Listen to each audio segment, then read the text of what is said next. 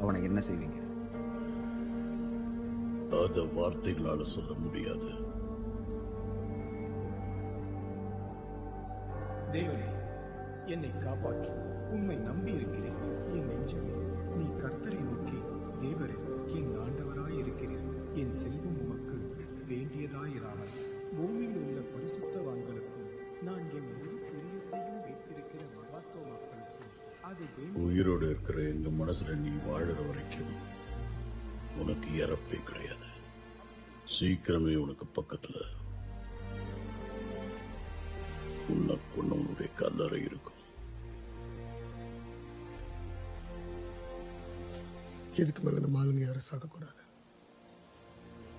ஹான் இறந்துட்டான். இப்ப ஹாப்ஸ் மோசமான நிலைமையில ஹாஸ்பிட்டல்ல இருக்காங்க.